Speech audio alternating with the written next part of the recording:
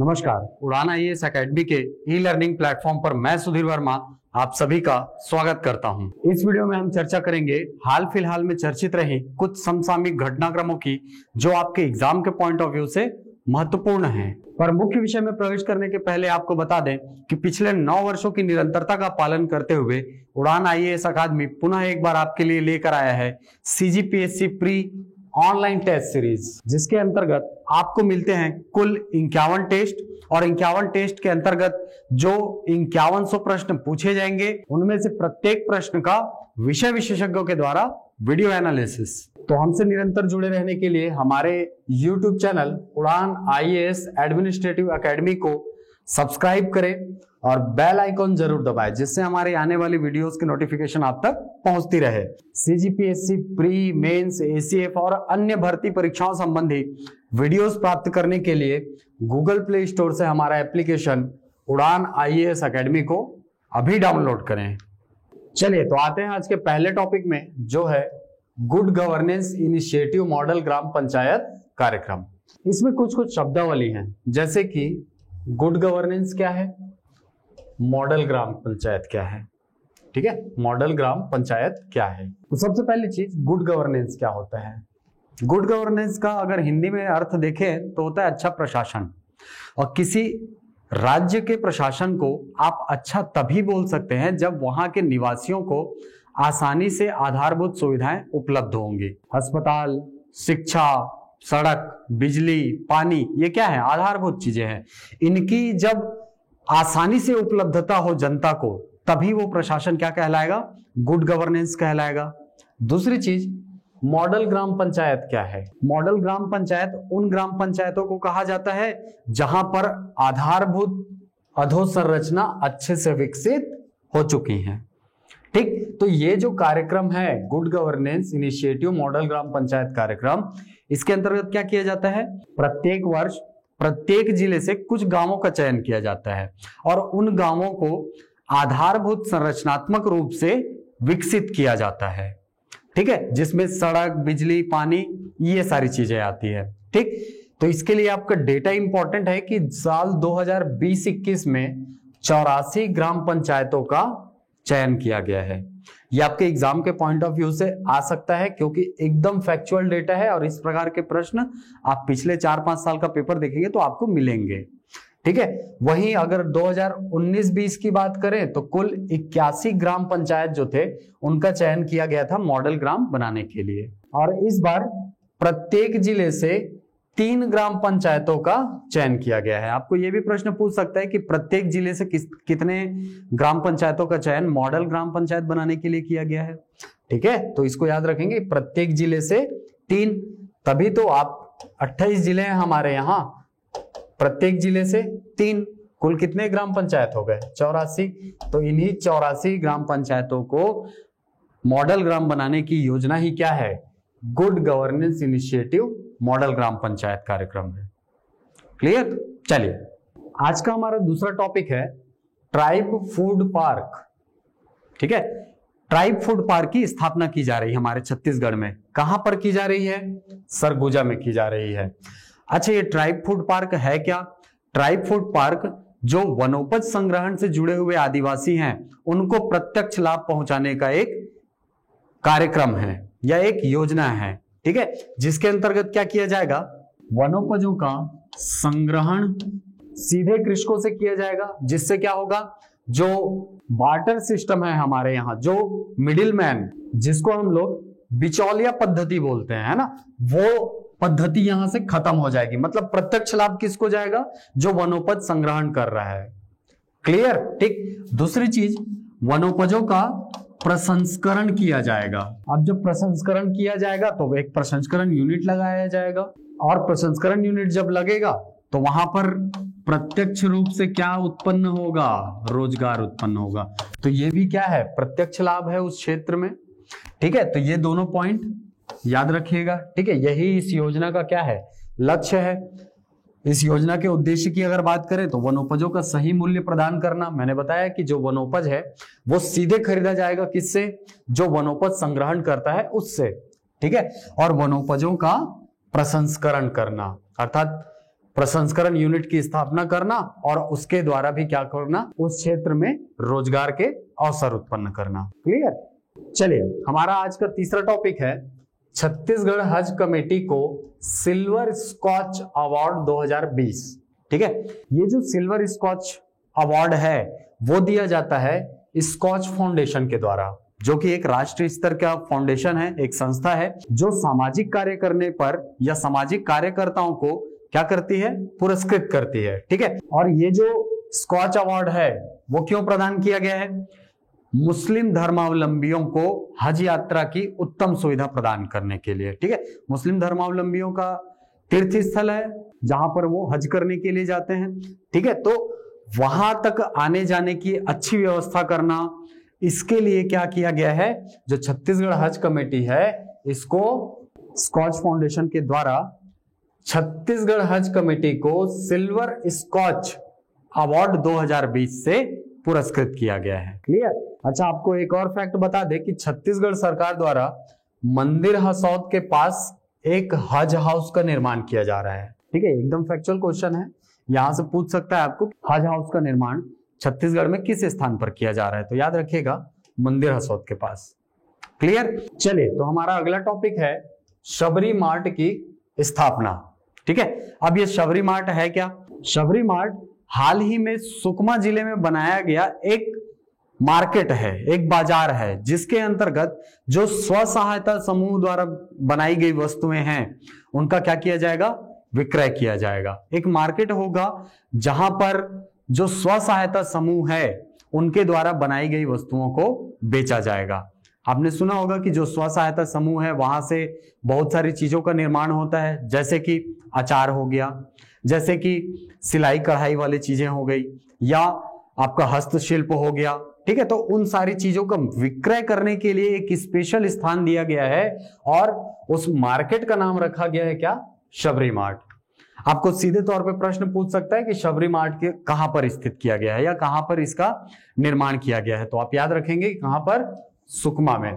और इसका उद्देश्य क्या है, स्व सहायता समूहों के सशक्तिकरण द्वारा क्षेत्र का विकास करना।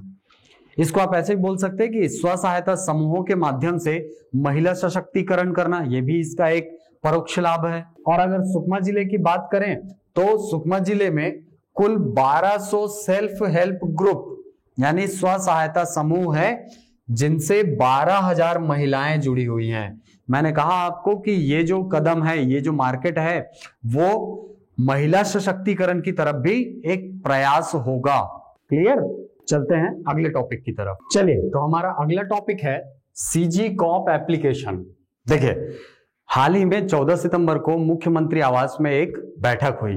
तो इस एप्लीकेशन का उद्देश्य क्या है, इस एप्लीकेशन का उद्देश्य है जनता और पुलिस के बीच में सामंजस्य पैदा करना, या यूं बोले कि जनता तक जो पुलिस की सहायता है उसको सुलभ बनाना, ताकि वो जल्दी से जल्दी उसको प्राप्त हो सके। ठीक, तो इस एप्लीकेशन के द्वारा कुल 14 प्रकार की सेवा जो है ना, वो जनता तक पहुंचाई जाएंगी।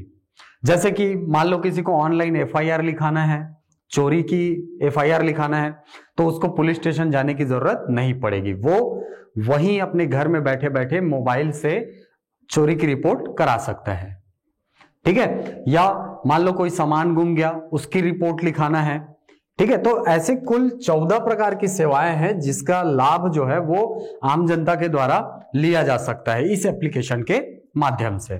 ठीक है, उद्देश्यों में जैसा कि मैंने आपको बताया कि पुलिस और जनता के मध्य सकारात्मक संबंधों को बढ़ावा देना। ठीक है, और दूसरा उद्देश्य है जनता के लिए पुलिस सहायता सुगम बनाना, आसानी से पुलिस सहायता जो है जनता तक पहुंचाना इस ऐप का एक उद्देश्य होगा। क्लियर। चलते हैं अगले टॉपिक की तरफ। चलिए, तो हमारा अगला टॉपिक है मिशन कौतूहल। अब ये मिशन कौतूहल क्या है, मिशन कौतूहल जशपुर जिले में चलाया जा रहा है एक अभियान है। इसका उद्देश्य है कोरोना संक्रमण काल में स्कूली बच्चों को शिक्षा से जोड़े रखना, क्योंकि आपको पता होगा कि हाल फिलहाल में जो कोरोना संक्रमण चल रहा है उसके कारण स्कूली बच्चों की पढ़ाई जो है वो बाधित हुई है, क्योंकि वो स्कूल जा नहीं पा रहे हैं, है ना, ट्यूशन जा नहीं पा रहे हैं, तो उनको शिक्षा से जोड़े रखना इस अभियान का लक्ष्य है। दूसरी चीज, बच्चों में समझ विकसित करना, रचनात्मक समझ विकसित करना। अब ये कैसे विकसित होगा? जैसे कि हम लोग बचपन में पेपर से हेलीकॉप्टर बनाते थे, कमल का फूल बनाते थे, नाव बनाते थे, या लकड़ी से कुछ और बनाते थे, ठीक है। तो वो क्या है? वो बच्चों में रचनात्मकता का विकास करती है। बच्चे सीखते हैं किसी चीज को, सीखना, ठीक है, यही क्या है? उनमें रचनात्मकता का विकास करना है। क्लियर? तो इसके दो उद्देश्य, एक स्कूली शिक्षा को कंटिन्यू करना और दूसरा उनमें रचनात्मकता और समझ विकसित करना। क्लियर? आपको बताया मैंने कि ये कहां संचालित है? जशपुर जिले में। बहुत इंपॉर्टेंट है, ये डायरेक्ट पूछता है। जशपुर जिले में संचालित की जा रही है, ठीक। इसमें तीसरा पॉइंट ये है कि बेकार व अनुपयोगी वस्तुओं से उपयोगी वस्तुएं बनाना, जैसा कि मैंने आपको बताया। और बच्चों में रचनात्मकता का विकास करना, रचनात्मकता का विकास करना बेकार पड़ी वस्तुओं से नई चीजों के द्वारा। क्लियर? चलते हैं अगले टॉपिक पे। चलिए, तो हमारा अगला टॉपिक है अंत्योदय स्वरोजगार योजना। अंत्योदय स्वरोजगार योजना क्या है? ये एक बैंक प्रवर्तित योजना है, अर्थात इसका जो संचालन है, इसका जो निष्पादन है इस योजना का, वो किसके द्वारा किया जा रहा है? बैंकों के माध्यम से किया जा रहा है। कैसे किया जा रहा है? देखिए, सबसे पहली बात कि इसके द्वारा लाभान्वित कौन होंगे? लाभान्वित कौन है? अनुसूचित जाति वर्ग। याद रखिएगा, ये स्पेशली किनके लिए चलाया जा रहा है? अनुसूचित जाति वर्ग के लिए। साथ में वो छोटे व्यवसाय से जुड़े व्यापारी होने चाहिए, ठीक है। जैसे कि कई लोग ठेला लगाते हैं, गुमटी लगाते हैं, खोमचा लगाते हैं, है ना, जो ठेले लगे होते हैं, उन व्यवसायों को स्थापित करने के लिए राज्य सरकार के द्वारा बैंकों के माध्यम से उनको ऋण उपलब्ध कराया जा रहा है, ठीक है। आयु वर्ग क्या होना चाहिए? 18 से 45 वर्ष, मतलब 18 से 45 वर्ष के जो इस वर्ग में आने वाले लोग हैं, अनुसूचित जाति वर्ग के, वो इसका लाभ उठा सकते हैं। आय वर्ग कितनी होनी चाहिए भाई इस योजना में लाभ पाने के लिए? शहरी क्षेत्रों में आय जो है वो 51,500 से ज्यादा नहीं होनी चाहिए। मतलब अगर आपको लोन चाहिए तो आपका एक आय प्रमाण पत्र बनेगा जो पटवारी के द्वारा सत्यापित किया जाएगा, ठीक है। उसमें आपकी अधिकतम आय कितनी रहेगी? 51,500 रुपए। जबकि ग्रामीण क्षेत्रों में 40,500 रुपए जो है वो अधिकतम आय की सीमा है। अगर इससे अधिक आय है आपकी है तो आपको इस योजना के अंतर्गत लोन प्राप्त नहीं होगा। क्लियर? ठीक। कितनी राशि आपको मिल सकती है इसमें लोन के रूप में? 20,000 रुपए से 50,000 रुपए, ठीक है। ये 20,000 रुपए न्यूनतम है, 20,000 रुपए आपको मिल सकता है। अधिकतम राशि है 50,000 रुपए। यहां से एक प्रश्न बनता है कि अंत्योदय स्वरोजगार योजना के अंतर्गत अधिकतम ऋण की राशि कितनी हो सकती है? कितनी हो सकती है? 50,000 रुपए अधिकतम है, ठीक है। जिसमें से 10,000 रुपए अनुदान दिया जाएगा। मतलब अगर आप 20,000 लेंगे तो भी 10,000 अनुदान है, 50,000 लेंगे तो भी 10,000 अनुदान के रूप में आपको प्राप्त होगा, ठीक है। वो 10,000 रुपए आपको पटाना नहीं पड़ेगा। तो ये है अंत्योदय स्वरोजगार योजना, जो कि छत्तीसगढ़ सरकार के द्वारा स्वरोजगार के लिए इच्छुक व्यक्तियों के लिए चलाई जा रही है, खासकर अनुसूचित वर्ग के लिए। क्लियर? चलते हैं अगले टॉपिक पे। चलिए, तो हमारा अगला टॉपिक है बोधघाट परियोजना। हाल फिलहाल में बहुत ज्यादा चर्चा में रही परियोजना, ठीक है। इससे जुड़े कुछ अपडेट है। देखिए, ये जो बोधघाट परियोजना है वो कहाँ स्थित है? दंतेवाड़ा जिले में स्थित है। किस नदी पर है? इंद्रावती नदी पर है, ठीक है। और इसको बनाने की कुल लागत कितनी है? 22,653 करोड़ रुपए। इतनी लागत लगा करके ये जो बहुउद्देशीय परियोजना है बोधघाट परियोजना, इसका निर्माण किया जाएगा। अब चूंकि ये बहुउद्देशीय परियोजना है इसलिए केवल सिंचाई के लिए काम में नहीं आएगी, बल्कि यहाँ मत्स्य पालन भी किया जाएगा, यहाँ बिजली का उत्पादन भी किया जाएगा, नौकायन यहाँ पर प्रारंभ किया जाएगा। इसको एक पर्यटन क्षेत्र के रूप में विकसित किया, मतलब बहुउद्देशीय रूप से इसका विकास किया जाएगा ताकि राज्य सरकार को इससे आय प्राप्त हो सके। क्लियर? ठीक। सिंचाई क्षमता कितनी होगी इससे? 3,66,580 हेक्टेयर। याद रखेंगे इसको, 3.66 लाख, ऐसा भी दे सकता है आपको डेटा, है ना। 3.66 लाख हेक्टेयर जो भूमि है वो इस परियोजना के द्वारा क्या की जाएगी, सिंचित की जाएंगी। ठीक, और इस परियोजना से लाभान्वित होने वाले जिले कौन कौन से हैं? 3 जिले लाभान्वित होंगे। एक दंतेवाड़ा, क्योंकि दंतेवाड़ा में स्थित है ये, सुकमा और बीजापुर। ये 3 जिले जो हैं वो इस योजना से क्या होंगे, या इस परियोजना से लाभान्वित होंगे। क्लियर? ऐसे क्वेश्चन एक बार आ चुका है, याद रखिए। केलो परियोजना को पूछा था इस प्रकार से। ठीक है, चलिए। और कुल ग्रामों की अगर बात करें कि कितने ग्राम लाभान्वित होंगे, तो 359 ग्राम इससे लाभान्वित होंगे।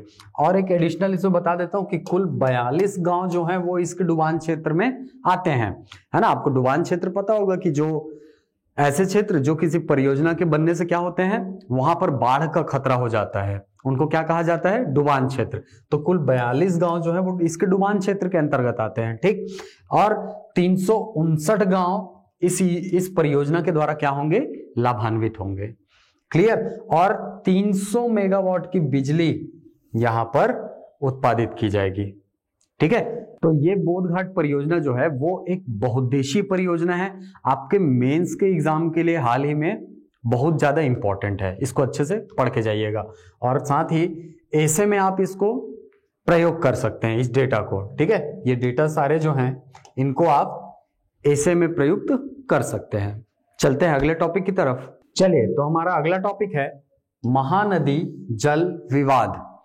देखिए, महानदी जो है वो हमारे छत्तीसगढ़ के सिहावा पहाड़ी से निकलती है और कहाँ जाती है, उड़ीसा होते हुए कटक के पास समुद्र में उसका विसर्जन होता है।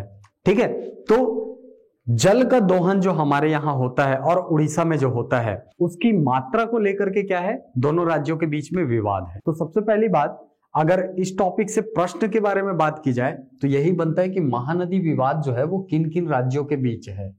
तो याद रखिएगा, केवल 2 राज्य शामिल होते हैं, एक है हमारा छत्तीसगढ़ और एक उड़ीसा, क्योंकि महानदी वहीं से होती हुई बहती है। ठीक है, इस विवाद को निपटाने के लिए आपको पता होगा कि आर्टिकल 262 में एक प्रावधान किया गया है, जिसके अंतर्गत जो अंतरराज्यीय नदी जल विवाद होता है उसको सुलझाने के लिए एक न्यायाधिकरण की स्थापना की बात कही गई है ना। तो उसी पर आधारित फरवरी 2018 में एक न्यायाधिकरण की स्थापना की गई थी। ठीक है, चलिए, अगर अन्य नियमों की बात करें तो अंतरराज्यीय नदी जल विवाद को सुलझाने के लिए हमारे पास अंतरराज्यीय नदी जल विवाद कानून 1956 का है। ठीक है, 1956 में यह कानून आया था, जिसके अनुसार जो अंतरराज्यीय नदी जल है उसके बंटवारे को लेकर यदि कोई विवाद है तो एक न्यायाधिकरण की क्या की जाएगी, स्थापना की जाएगी। इसमें एक अध्यक्ष होगा और 2 क्या होंगे, अन्य सदस्य होंगे। ठीक है, मतलब कुल 3 सदस्यीय ये न्यायाधिकरण होता है। ठीक, इसके अलावा 2 आकलनकर्ता होते हैं। 2 आकलनकर्ता इसलिए नियुक्त किए जाते हैं ताकि वो मामले की गंभीरता को समझा सके। ठीक है, या वो जो समिति बनी है हमारी, ये जो न्यायाधिकरण बना है, इनको उस मामले की गंभीरता से अवगत करा सके। तो ये जो टॉपिक है महानदी जल विवाद, ये आपके मेंस के एग्जाम के लिए इंपॉर्टेंट है। ठीक है, यहां से आपको प्रश्न पूछ सकता है। और रही प्रीलिम्स की बात, तो ये आपका जो क्वेश्चन है यहां से बन सकता है कि जो महानदी जल विवाद है वो किन राज्यों के बीच है। तो आपका उत्तर वहां पर क्या होगा, छत्तीसगढ़ और ओडिशा के बीच। क्लियर? चलते हैं प्रश्नोत्तर में। तो चलिए आते हैं आज के प्रश्नोत्तर में। तो हमारा पहला प्रश्न है, गुड गवर्नेंस इनिशिएटिव मॉडल ग्राम पंचायत कार्यक्रम के अंतर्गत कितने ग्राम पंचायतों का चयन किया गया है। तो आपको मैंने बताया कि प्रत्येक जिले से कितने, 3, हमारे यहाँ जिले कितने, 28 जिले, तो कुल कितने ग्राम पंचायत, 84 ग्राम पंचायत। 84 ग्राम पंचायतों का चयन इस योजना के अंतर्गत किया गया है। ठीक है, दूसरा क्वेश्चन है, ट्राइब फूड पार्क की स्थापना कहाँ की जाएगी। मैंने बताया आपको कि जो वनोपज संग्रहण और उनके प्रसंस्करण के लिए ट्राइब फूड पार्क की स्थापना कहां पर की जा रही है, सरगुजा में की जा रही है। आपका उत्तर हो जाएगा ऑप्शन नंबर ए। चलते हैं अगले प्रश्न की तरफ। चले, हमारा अगला प्रश्न है, बस्तर संभाग में प्रस्तावित बहुचर्चित बोधघाट परियोजना के बारे में सत्य कथनों का चयन करें। आपको बताना है कि ये जो बोधघाट परियोजना है इसके बारे में कौन कौन से कथन सत्य हैं। पहला है, इस परियोजना का निर्माण 22,653 करोड़ रुपए की लागत से होगा। हाँ, मैंने आपको बताया कि ये जो बोधघाट परियोजना है उसकी लागत कितनी होगी, 22,653 करोड़ रुपए। तो ये पॉइंट क्या है, सही है। दूसरा पॉइंट है, इस परियोजना के निर्माण से क्षेत्र के 3,66,580 हेक्टेयर क्षेत्र में सिंचाई सुविधा मिलेगी। ये कथन भी सही है। मैंने आपको बताया कि कुल 3.66 लाख है ना जो क्षेत्र है वो क्या होगा, इससे लाभान्वित होगा या सिंचित हो जाएगा वो। ठीक, इस परियोजना से दंतेवाड़ा, सुकमा और बीजापुर जिले लाभान्वित होंगे। हाँ, मैंने बताया कि ये जो 3 जिले हैं, कौन कौन से, दंतेवाड़ा, सुकमा और बीजापुर, ये तीनों इससे क्या होंगे, लाभान्वित होंगे। तो ये कथन भी क्या हो गया, आपका सही हो गया। चौथा बिंदु है, परियोजना से 300 मेगावाट विद्युत का उत्पादन किया जाएगा। ये कथन भी क्या है, सही है, क्योंकि ये एक बहुउद्देशीय परियोजना है और इस परियोजना के द्वारा कुल कितना, 300 मेगावाट विद्युत का उत्पादन किया जाएगा। ठीक, तो आपका उत्तर हो जाएगा ऑप्शन नंबर डी, उपयुक्त सभी कथन क्या है, सही है। ठीक, चलते हैं अगले प्रश्न की तरफ। चलिए, तो हमारा अगला प्रश्न है, अंत्योदय स्वरोजगार योजना के संबंध में सही कथनों का चयन करें। आपको सही कथन चयन करना है। पहला क्या है, यह एक बैंक प्रवर्तित योजना है। हाँ, मैंने आपको बताया कि ये जो योजना है वो किसके माध्यम से चलाई जा रही है, बैंकों के माध्यम से। मतलब ये जो कथन है वो क्या है, सही है। दूसरा कथन है, इस योजना द्वारा कुल 50,000 रुपए उपलब्ध कराए जाते हैं। हाँ, इसमें ऋण की अधिकतम राशि कितनी है, 50,000 रुपए है कि नहीं। 20,000 से 50,000 हम पढ़े थे। ठीक है, लोन की राशि में 10,000 रुपए ऋण के रूप में दी जाती है। हाँ, 20,000 जो न्यूनतम मूल्य है या न्यूनतम ऋण है उसके अंतर्गत जो 10,000 रुपए है वो क्या होगा, आपका ऋण के रूप में होगा, और जो 10,000 होगा वो किस रूप में होगा, अनुदान के रूप में होगा। तो ये कथन भी क्या है, सही है। 10,000 जो है वो ऋण के रूप में और बाकी जो 10,000 रुपए है वो किसके रूप में, अनुदान के रूप में दिए जाते हैं। तो आपका ये कथन भी सही, ये कथन भी सही, ये भी सही और ये भी सही। मतलब आपका उत्तर हो जाएगा ऑप्शन नंबर डी, उपयुक्त सभी कथन क्या है, सही है। चलते हैं अगले प्रश्न की तरफ। चलिए, हमारा अगला प्रश्न है, मिशन कौतूहल का उद्देश्य क्या है। क्या था उद्देश्य, कोरोना संक्रमण काल में स्कूली बच्चों को शिक्षा से जोड़े रखना। यही था उद्देश्य, हमने पढ़ा था। ठीक, साथ ही क्या था मिशन कौतूहल में, रचनात्मकता का विकास करना, बच्चों में समझ विकसित करना। ठीक है, तो आपका उत्तर हो जाएगा ऑप्शन नंबर ए।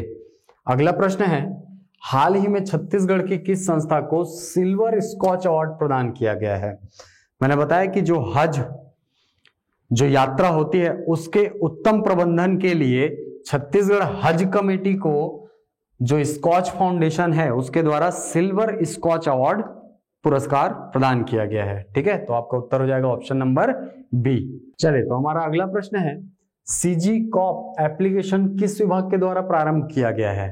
तो मैंने बताया कि पुलिस और जनता के मध्य में सामंजस्य स्थापित करने के लिए ही क्या बनाया गया है, सीजी कॉप एप्लीकेशन, जिसके अंतर्गत कुल 14 प्रकार की सेवा जो है वो उपलब्ध हैं। क्लियर, किसके द्वारा किया गया निर्माण, ऑप्शन नंबर ए, पुलिस प्रशासन के द्वारा। ठीक, हमारा अगला क्वेश्चन है, शबरी मार्ट की स्थापना किस स्थान पर की जाएगी। मैंने बताया आपको कहां पर, सुकमा में। क्यों किया जाएगा, ताकि जो स्व सहायता समूह है उनसे जुड़ी महिलाओं को सशक्त बनाया जा सके और क्षेत्र का विकास किया जा सके। ठीक है, तो ये थे कुछ घटनाक्रम जो कि हाल फिलहाल में काफी ज्यादा चर्चा में रहे हैं और आपके एग्जाम के पॉइंट ऑफ व्यू से महत्वपूर्ण थे। ठीक है, अगर वीडियो पसंद आए तो इसे लाइक करें, शेयर करें, यूट्यूब पर कमेंट करें और हमारे यूट्यूब चैनल को सब्सक्राइब करें। मिलते हैं अगली कक्षा में कुछ नए टॉपिक्स के साथ, कुछ नए महत्वपूर्ण घटनाक्रम। तब तक के लिए धन्यवाद।